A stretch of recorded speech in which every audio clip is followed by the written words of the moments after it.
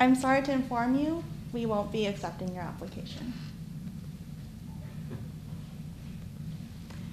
Hey Jinie, after careful consideration, we regret to inform you we won't be offering you the position.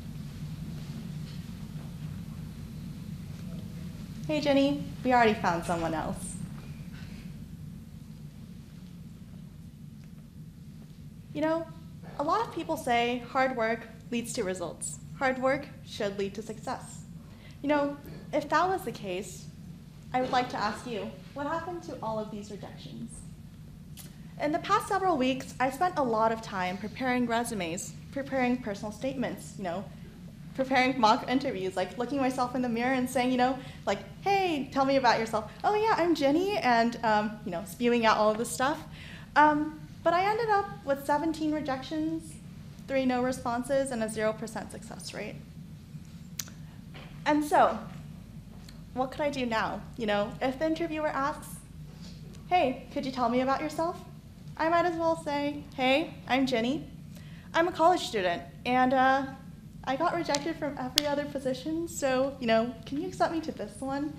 Is all I could say. Yeah, but also, my mom raised no quitter. She's the type of mom to drop you off 30 minutes early to the school, even though it's like a snow day, and it's like the Arctic snow. Yeah, she was also part of the 2016 Olympic archery team, so if that kind of gives you a perspective of how much resilience runs in the blood, yeah. So I decided to apply to a bunch of other positions, and right now I'm gonna cover 3. The first one I applied to was a legal internship. Something that seemed like a wild, distant dream. I didn't think I would get it. Exactly why I applied. The second one I applied to was a political consulting firm. What kind of company doesn't want an intern who's been rejected by every other company? Yeah. And then the third one I applied to was an international nonprofit. The last time I checked, there's the word rejection in every single language, so I might as well get rejected from every corner of the globe. And as I stared at the white screen in front of me, I made a sigh of relief, and I submitted all 3 applications, even though I didn't have any acceptances before. Several weeks passed, and my inbox remained very scarily silent. I mean, what was I expecting? I got rejected 17 times, 3 no responses, and what gave me the confidence to apply to the other 3 positions? And just as I was about to slam my laptop shut, I got my first email, which read, congratulations, we'd like to offer you a position. And this was from the legal internship, something that I felt like was a wild, distant dream. The second one, after careful consideration, we'd like to bring you on board. It was from the political consulting firm, and I guess they really liked my 17 rejections. Yep, and the last one was from the international nonprofit. This is a translated copy, but maybe they just didn't have the word rejected in their language. Maybe that's why they said they were impressed. And so, with these 3 acceptances, I felt a better sense of confidence. But even after these 3 emails, I also received another one. I received an email from one of the 3 no responses I talked about earlier. They said, I'm sorry, but it wasn't that kind of sorry where they say, I'm sorry, we don't want you in our position. It was actually a genuine apology. They said, we are kind of behind on reviewing applications and we still want to give you a chance. And so I took on the interview.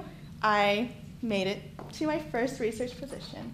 And a couple years later, right now, I just presented on my first symposium on a research paper I've been working on for 2 years. Thank you. And the 3 positions I applied to provided a great foundation for several other positions later on. So why am I telling you this story? Well, I wanted to share 3 life lessons. The first one being lemons. You've probably heard when life gives you lemons, you should make lemonade. I don't think so. I really don't like lemonade. Not only that, but why make lemonade when you can just squeeze them into your eyes? Brand new perspective. Take those lemons and squeeze them.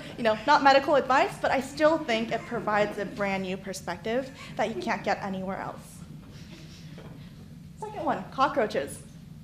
Did you know cockroaches can live several days or even weeks without a head or a limb or multiple limbs? Now, I'm not saying you look for opportunities to cut off your limbs or head. Yeah, not medical advice here. But I am saying we should embrace rejections like cockroaches embrace survival. Last lesson. Even when it's raining, and even when the ground is muddy, I would say, show the rain that you still have a couple moves to bust out. Even when it's raining rejection letters, I would say, take your chances and go out there. So why am I telling you these 3 lessons? I'm not guaranteeing that these 3 lessons are gonna bring you 17 no rejections, 3 no responses, and 4 acceptances. And I also can't guarantee that it'll bring you any acceptances at all. In fact, you might end up, after following all of these, you might still be at 0 acceptances. But what I am saying is that following these 3 lessons can make any rejection more meaningful, make any success even more sweet. And so, whether you're squeezing lemons into your eyes or like trying to cut off a limb or 2, I'm gonna say every rejection is a testament to your strength.